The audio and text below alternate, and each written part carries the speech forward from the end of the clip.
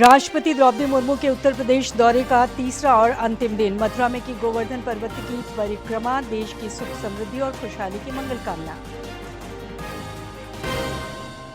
राज्य भर में प्रकृति पर्व सरहुल की धूम। राजधानी रांची में भव्य शोभा यात्रा का आयोजन। मुख्यमंत्री ने सरना स्थल में की पूजा अर्चना, सुरक्षा के पुख्ता इंतजाम। झारखंड समेत देश भर में उल्लास के साथ मनाई जा रही है ईद। अकीदमंदों ने अदा की विशेष नमाज। राष्ट्रपति, प्रधानमंत्री, राज्यपाल और मुख्यमंत्री ने दी मुबारकबाद। और रांची समेत राज्य के कई इलाकों में आज भी तेज हवा, हल्की बारिश और वज्रपात की संभावना। आपदा प्रबंधन विभाग ने सभी जिलों को किया अलर्ट।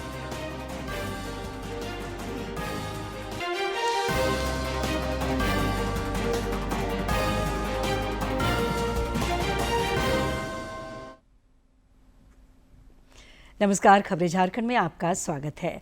खबरों के साथ मैं हूं सरोज झा। आप सभी को दूरदर्शन की ओर से प्रकृति पर्व सरहुल और ईद की ढेरों शुभकामनाएं। और अब समाचार विस्तार से। राष्ट्रपति द्रौपदी मुर्मू के उत्तर प्रदेश दौरे का आज तीसरा और अंतिम दिन है। अपने दौरे के क्रम में राष्ट्रपति ने आज मथुरा में गोवर्धन पर्वत की परिक्रमा की तथा देश की सुख समृद्धि और खुशहाली की मंगल कामना की। राष्ट्रपति द्रौपदी मुर्मू ने आज उत्तर प्रदेश के मथुरा स्थित पावन गोवर्धन पर्वत की परिक्रमा की। राष्ट्रपति द्रौपदी मुर्मू ने गिरिराज जी के चरणों में मत्था टेककर देश की सुख समृद्धि और खुशहाली की मंगल कामना की है।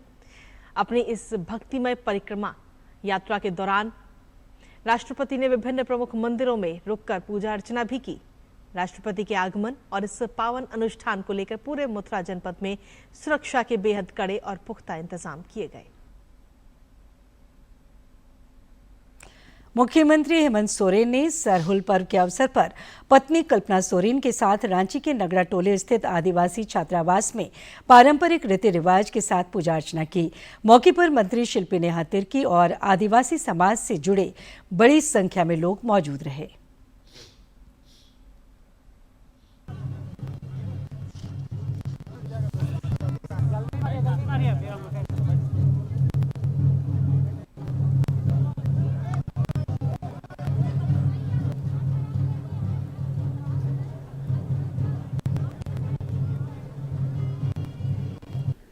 ऐसी व्यवस्था आदिवासी समुदाय के द्वारा आदिकाल से चलाया जा रहा ये परंपरा निश्चित रूप से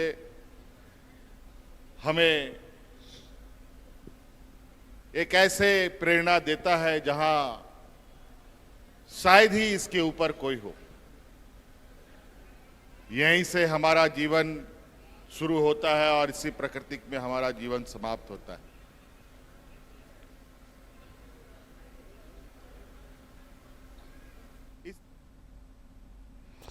जमशेदपुर के सीताराम डेरा ओरांव बस्ती में भी प्रकृति पर्व सरहुल पर पहान ने पारंपरिक रीति रिवाज से पूजा अर्चना की और नव वर्ष की खुशियां मनाई। इस दौरान प्रकृति पर्व नए फल फूलों और अन्य उत्पादों की भी पूजा अर्चना की गई।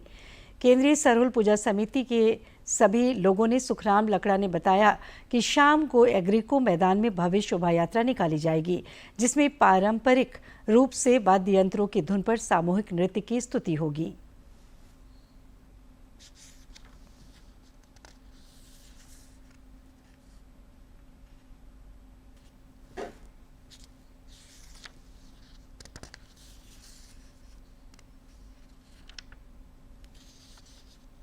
चैत मास शुक्ल पक्ष और चैत मास के तृतीय तिथि को यह जो है सरहुल शोभा यात्रा जो निकलती है, तो सुबह शोभा यात्रा का पहले जो हमारे पाहन के द्वारा सरना मंडप में जो है पूजा अर्चना किया जाती है और उसके पीछे पीछे जो हमारे महिलाएं बच्चे जो श्रद्धालु है वो जो सरना माँ चाला माँ का जो है प्राकृतिक जो है चाला माँ का जो है हम लोग पूजा करते हैं। राष्ट्रपति द्रौपदी मुर्मू ने प्रकृति पर्व सरहुल के देशवासियों को शुभकामनाएं दी हैं। राष्ट्रपति ने सोशल मीडिया एक्स पर लिखा है कि सभी देशवासियों को, विशेषकर जनजातीय भाई बहनों को सरहुल पर्व की हार्दिक शुभकामनाएं। राष्ट्रपति ने सोशल मीडिया प्लेटफॉर्म एक्स पर पोस्ट किया, लिखा, सभी देशवासियों को विशेषकर जनजातीय भाई बहनों को सरहुल पर्व की हार्दिक शुभकामनाएं। साल के पेड़ों पर नए फूलों के आगमन के अवसर पर मनाया जाने वाला ये त्योहार नई ऊर्जा के साथ नए शुभारंभ का प्रतीक है। ये पर्व जनजातीय समुदाय की सामूहिक चेतना और प्रकृति के साथ उनके घनिष्ठ संबंध को भी रेखांकित करता है। आइए इस शुभ अवसर पर हम प्राकृतिक संसाधनों को संरक्षित करते हुए विकास के मार्ग पर आगे बढ़ने का संकल्प लें।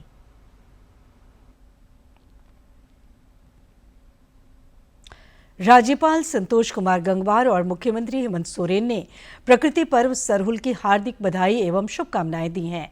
राज्यपाल ने अपने संदेश में कहा कि ये पावन पर्व प्रकृति के नवजीवन, उल्लास और आशा का प्रतीक है तथा हमें पर्यावरण संरक्षण और सामंजस्यपूर्ण जीवन की प्रेरणा देता है। इधर मुख्यमंत्री ने अपने संदेश में कहा कि सरहुल केवल एक पर्व नहीं बल्कि प्रकृति, पर्यावरण और मानव जीवन के बीच गहरे संबंध का प्रतीक है।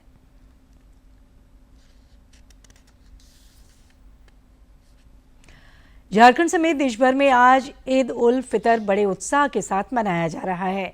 दिल्ली की जामा मस्जिद और फतेहपुरी मस्जिद में बड़ी संख्या में लोग नमाज अदा करने पहुंचे और देश में अमन, चैन और खुशहाली की कामना की। देश भर में आज खुशी और भाईचारे का पर्व ईद उल फितर बड़े उत्साह के साथ मनाया जा रहा है। दिल्ली की जामा मस्जिद और फतेहपुरी मस्जिद में बड़ी संख्या में लोग नमाज अदा करने पहुंचे। रमजान के पाक महीने के बाद आई ये ईद इंसानियत, त्याग और आपसी सद्भाव का संदेश देती है। सुबह से ही देश भर की मस्जिदों और ईदगाहों में अकीदतमंदों की भारी भीड़ देखने को मिल रही है। लोगों ने नमाज अदा कर देश की खुशहाली, अमन और तरक्की के लिए दुआएं मांग रहे हैं।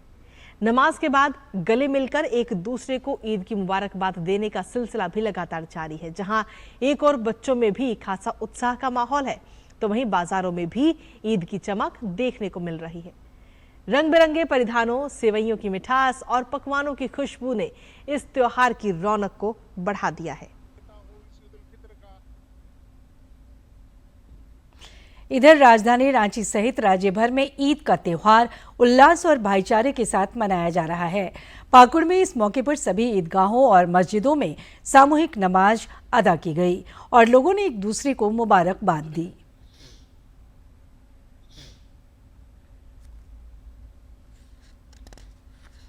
ईद के अवसर पर पाकुड़ के विभिन्न ईदगाहों और मस्जिदों में सुबह से ही लोगों की भारी भीड़ देखी गई। मुस्लिम धर्मावलंबियों ने सामूहिक रूप से नमाज अदा की और भाईचारे का संदेश दिया। मुक़द्दस दिन में हम अल्लाह की बारगाह में दुआ कर रहे हैं कि अल्लाह हमारे मुल्क पर इनाम व इकराम की बारिश नाजिल फरमाए। तमाम हिंद के बिरादरान के दरमियान इत्तेहाद, मोहब्बत, भाईचारगी को आम करे। नमाज के बाद लोगों ने एक दूसरे को गले लगाकर ईद की मुबारकबाद दी। घरों में सेवई और मिठाइयों के साथ त्योहार की खुशियां बांटी गईं। त्योहार के मद्देनजर सुरक्षा के कड़े इंतजामात देखे गए। संवेदनशील स्थानों, मस्जिदों और ईदगाहों के आसपास पुलिस बल की तैनाती नजर आई। रमजान के पावन महीने के बाद आज का जो दिन है वो बहुत महत्वपूर्ण है, बहुत खास है।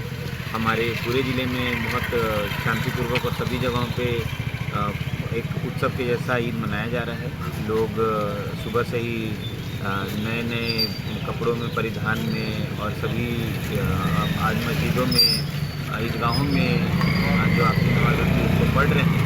पावन दिन आपके माता की समझ की हार्दिक बधाई देती हूँ सभी को ईद मुबारक।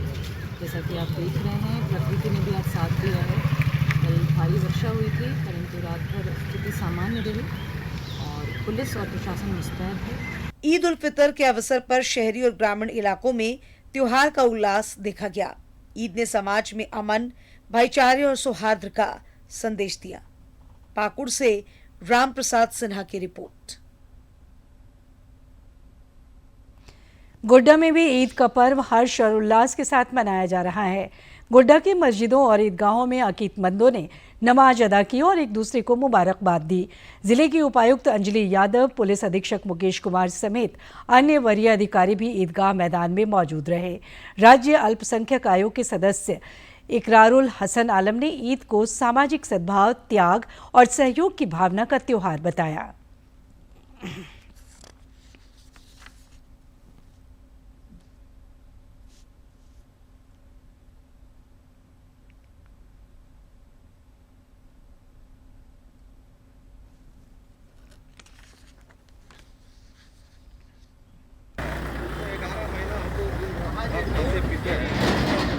कोई रिस्ट्रिक्शन नहीं है। ये ईद का जो रमज़ान का ये जो महीना है उसका जब चांद नज़र आ गया तो हम लोगों को कल से परमिशन मिल गया कि हम लोग अब खाएंगे, क्योंकि आम जिंदगी और आम लोगों की तरह हम लोगों का गुजरेगा। ईद तो एक ऐसा त्यौहार है जहाँ किसी तरह का हमेशा मिठास पैदा करता है। सेवइयाँ हम लोग खाते हैं, एक दूसरे को खिलाते हैं।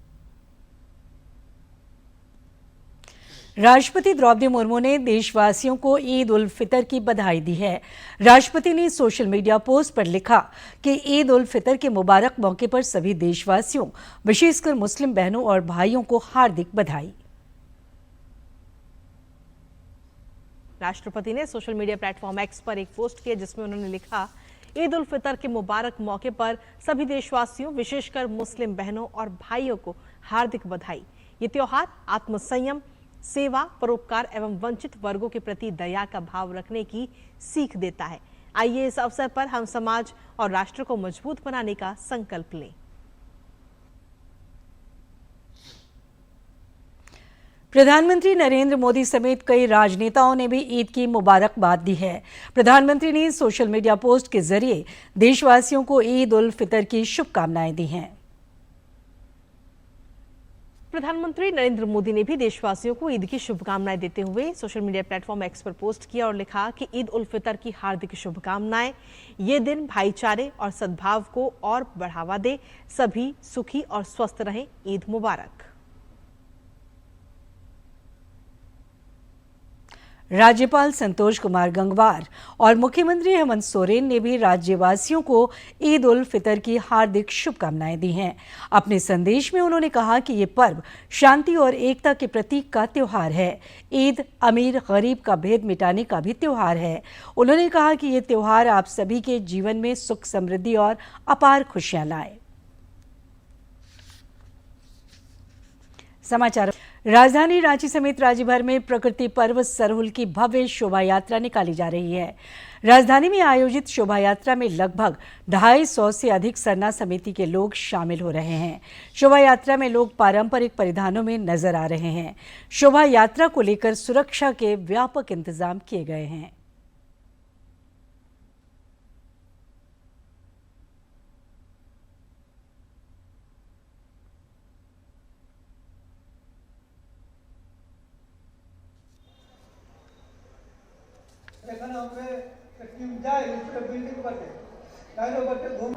अखड़ा विदाई कलर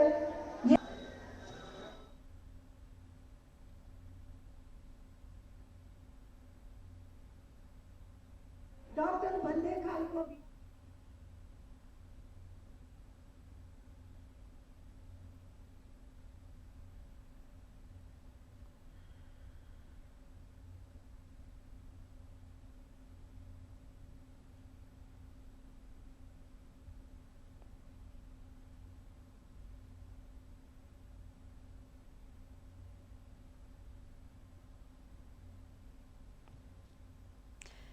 केंद्र सरकार ने आयकर नियम 2026 अधिसूचित कर दिए हैं। ये नियम 1 अप्रैल से प्रभावी होंगे। नए नियमों का उद्देश्य अनुपालन को बढ़ाना और नियमों की संख्या कम करके कर प्रक्रियाओं को सरल बनाना है।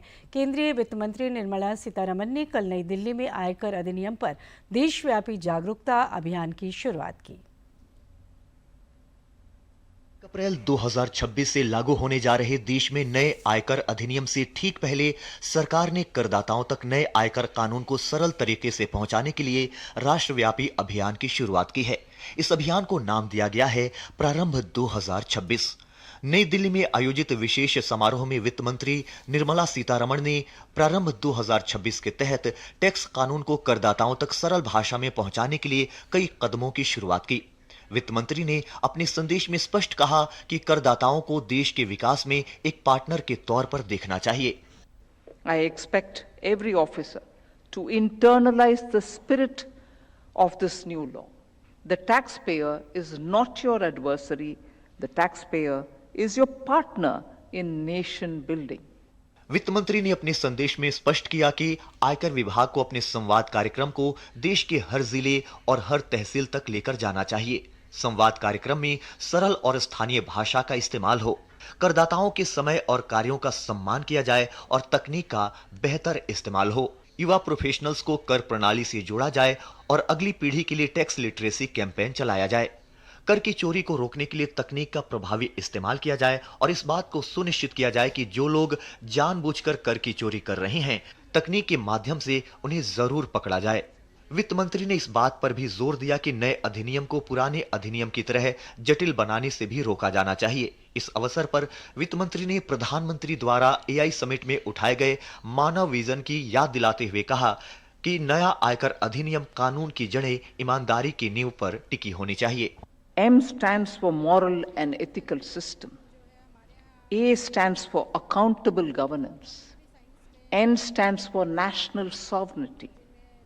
A again stands for accessible and inclusive AI, because we are going to use AI. We need to have ethical AI. We need to have accessible AI. We need to have inclusive AI. And lastly, the last letter, V, valid and legitimate systems.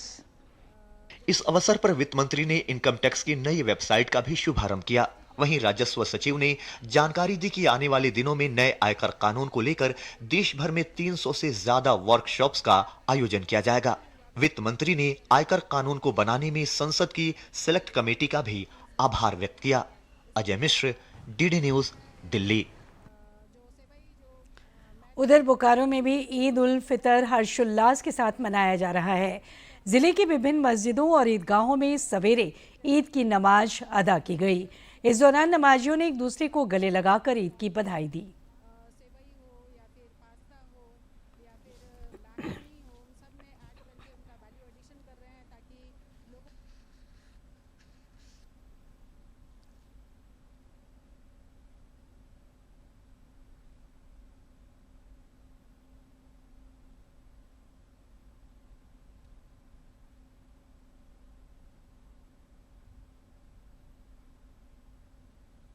का त्यौहार हम 30 रोजा रखने के बाद हमें ईद का त्यौहार मिलता है।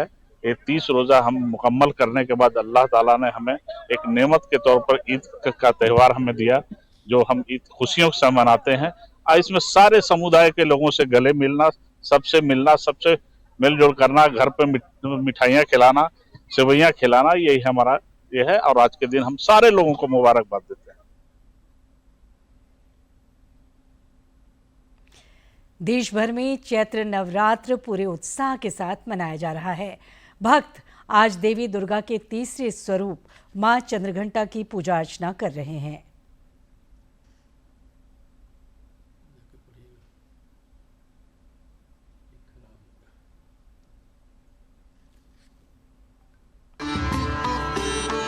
नवरात्रि के तीसरे दिन का सूरज घरों और मंदिरों में एक नई ऊर्जा लेकर उगा है।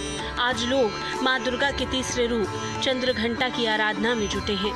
चंद्रघंटा का अर्थ है वो माता जिनके माथे पर चांद जैसी घंटी सजी होती है।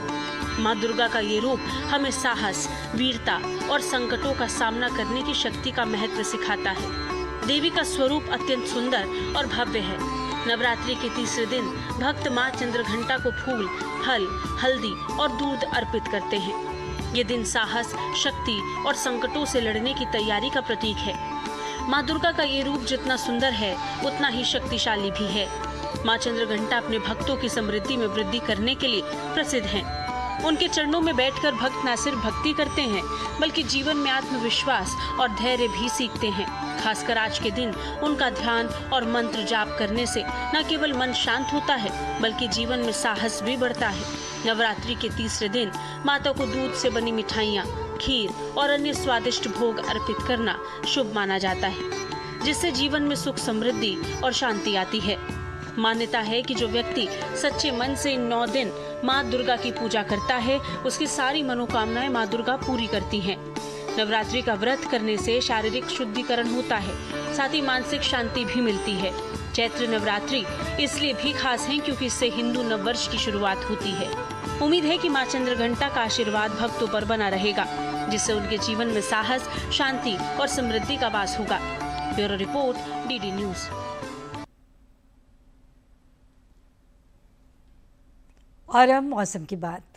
राजधानी रांची समेत राज्य के कई हिस्सों में आज भी तेज हवा के साथ हल्की से मध्यम दर्जे की बारिश की संभावना है। इस दौरान वज्रपात भी हो सकती है।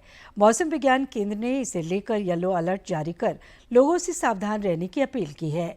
इधर मौसम में बदलाव और जारी चेतावनी के बीच आपदा प्रबंधन मंत्री डॉक्टर इरफान अंसारी ने सभी जिलों और विभागीय अधिकारियों को सतर्क रहने का निर्देश दिया है। मौसम विभाग के अनुसार कल से मौसम साफ होगा।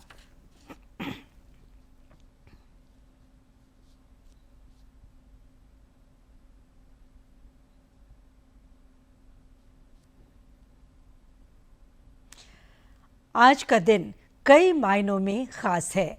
21 मार्च को पृथ्वी की धुरी ना तो सूर्य की ओर झुकी होती है और न ही उससे दूर। खगोलीय दृष्टि से आज दिन और रात बराबर होते हैं। आज यानी कि 21 मार्च को पृथ्वी की धुरी ना तो सूर्य की ओर झुकी होती है और ना ही उससे दूर। खगोलीय भाषा में इसे वर्नाल इक्विनॉक्स या वसंत विषुव कहते हैं। और आज ही वो दिन है जब सूर्य सही मायनों में पूर्व दिशा में उगता है और सटीक रूप से पश्चिम में अस्त होता है। सूर्य की स्थिति का ये रहस्य आइए आसान शब्दों में समझते हैं। दरअसल 12 घंटे की रात और 12 घंटे का ही दिन, और इस दिन सूर्य भूमध्य रेखा के ठीक ऊपर स्थित होता है, जिसके कारण पूरी पृथ्वी पर दिन और रात का समय संतुलित होता है। 21 मार्च के बाद सूर्य उत्तरी गोलार्ध की ओर बढ़ने लगता है, जिससे भारत सहित उत्तरी हिस्सों में दिन धीरे धीरे बड़े और रातें छोटी होने लगती हैं। तो वहीं दक्षिणी गोलार्ध में इसका उल्टा प्रभाव देखने को मिलेगा। इस खगोलीय घटना को उज्जैन की वैधशाला में शंकु यंत्र और नाड़ी वलय यंत्र के माध्यम से प्रत्यक्ष रूप से देखा जा सकेगा। ये सिलसिला 21 जून तक लगता है, जब साल का सबसे लंबा दिन होता है।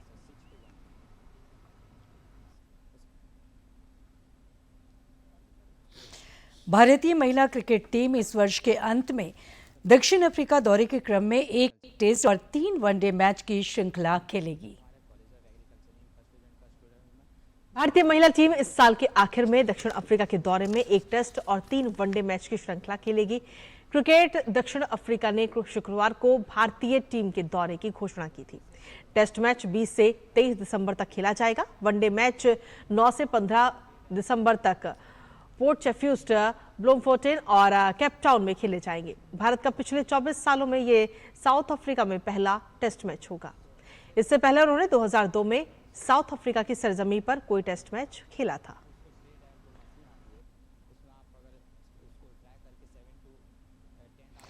हर वर्ष 21 मार्च को विश्व डाउन सिंड्रोम दिवस मनाया जाता है। ये दिन समाज में समानता, अधिकारों और सम्मान के महत्व को उजागर करता है। हर वर्ष 21 मार्च को वर्ल्ड डाउन सिंड्रोम दिवस मनाया जाता है। ये दिन हमें याद दिलाता है कि डाउन सिंड्रोम से ग्रसित लोगों को समाज में पूर्ण भागीदारी और सम्मान मिलना चाहिए। डाउन सिंड्रोम एक आनुवंशिक स्थिति है जिसमें व्यक्ति के शारीरिक और बौद्धिक विकास पर असर पड़ता है। विशेषज्ञों के अनुसार सही देखभाल, विशेष शिक्षा और सामाजिक समर्थन के माध्यम से डाउन सिंड्रोम से ग्रसित व्यक्ति भी एक सम्मानजनक और आत्मनिर्भर जीवन जी सकते हैं। डाउन सिंड्रोम एक गुणसूत्रों से संबंधित दिक्कत होती है, जिसमें 21 नंबर का गुणसूत्र जो है वो 2 के स्थान पर 3 होता है। अब 1 नंबर गुणसूत्र जब एक्स्ट्रा होता है तो उससे दिमागी रूप से बच्चे समझ से पीछे हो सकते हैं। इनको दिल संबंधित दिक्कत हो सकती है, थायराइड की दिक्कत हो सकती है, आंख संबंधित, कान संबंधित दिक्कत भी हो सकती है। संयुक्त राष्ट्र संघ ने वर्ष 2012 में इस दिवस को आधिकारिक मान्यता दी थी, जिसके बाद से विश्व भर में इसके प्रति जागरूकता बढ़ाने के लिए अनेक कार्यक्रम आयोजित किए जाते हैं। इस अवसर पर स्कूलों, स्वास्थ्य संस्थानों और सामाजिक संगठनों द्वारा विभिन्न जागरूकता अभियान, संगोष्ठियां और सांस्कृतिक कार्यक्रम आयोजित किए जाते हैं। विशेषज्ञों का कहना है कि समाज में जागरूकता बढ़ाकर और भेदभाव को समाप्त करके ही डाउन सिंड्रोम से जुड़े लोगों को मुख्य धारा में ला सकते हैं। जो लक्षण दिख रहे हैं उनका इलाज करना बहुत इम्पोर्टेंट होता है। अगर दिल संबंधित दिक्कत है तो अगर उसकी सर्जरी की जरूरत है तो सर्जरी दिल के डॉक्टर को दिखाना पड़ता है। कान संबंधित और आंख संबंधित दिक्कत को भी समय समय पर दिखाना पड़ता है, क्योंकि बच्चा देखेगा सुनेगा तभी उसका मानसिक विकास भी और बेहतर तरह से होगा। तो एक स्टिमुलेशन थेरेपी है जो कि बच्चे का मानसिक विकास होने में सहायक होती है, जो जितनी जल्दी शुरू की जाए उतना ही अच्छा होता है। तो वो एक काफी इम्पोर्टेंट बात रहती है। केंद्र सरकार भी दिव्यांगजन सशक्तिकरण के लिए कई योजनाएं चला रही है, जिनका उद्देश्य शिक्षा, स्वास्थ्य और रोजगार के क्षेत्र में बेहतर अवसर प्रदान करना है। विश्व डाउन सिंड्रोम दिवस हमें ये संदेश देता है कि हर व्यक्ति विशेष है और उसे समान अवसर तथा सम्मान मिलना चाहिए। समाज के हर वर्ग की भागीदारी से ही एक समावेशी और संवेदनशील भारत का निर्माण संभव है। Nitendra Singh, DD News, Delhi. पश्चिम एशिया में जारी तनाव के बीच भारत ने समन्वित और सक्रिय दृष्टिकोण अपनाया है।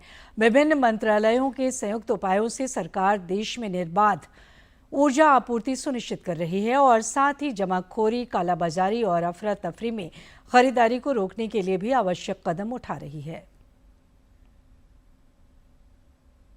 अंतर मंत्रालय प्रेस वार्ता में जानकारी देते हुए बताया गया कि देश में घरेलू एलपीजी उत्पादन में 40% की बढ़ोतरी हुई है और कहीं भी गैस की कमी नहीं है। पेट्रोल और डीजल रिफाइनरियां पूरी क्षमता के साथ काम कर रही हैं। केवल प्रीमियम श्रेणी के पेट्रोल के दाम बढ़े हैं, बाकी कीमतें पहले जैसी ही हैं। पश्चिम एशिया की स्थिति पर जानकारी देते हुए अंतर मंत्रालय प्रेस वार्ता में कहा है कि भारत जैसे देश के लिए नौवहन की स्वतंत्रता अत्यंत महत्वपूर्ण है और इस लक्ष्य को हासिल करने के लिए प्रधानमंत्री नरेंद्र मोदी स्वयं विश्व नेताओं से बातचीत कर रहे हैं। साथ ही ये जानकारी भी दी गई कि सरकार भारतीय समुदाय और स्थानीय प्रशासन के साथ लगातार संपर्क में है और खाड़ी क्षेत्र में फंसे लगभग 3 लाख भारतीय वापस लौट चुके हैं। और आखिर में मुख्य समाचार से पहले आप सभी को एक बार फिर से प्रकृति पर्व सरहुल और ईद की ढेरों शुभकामनाएं। और देखते हैं आखिर में मुख्य समाचार एक बार फिर। राष्ट्रपति द्रौपदी मुर्मू के उत्तर प्रदेश दौरे का तीसरा और अंतिम दिन। मथुरा में की गोवर्धन पर्वत की परिक्रमा, देश की सुख समृद्धि और खुशहाली की मंगल कामना। राज्य भर में प्रकृति पर्व सरहुल की धूम। राजधानी रांची में भव्य शोभा यात्रा का आयोजन। मुख्यमंत्री ने सरना स्थल में की पूजा अर्चना।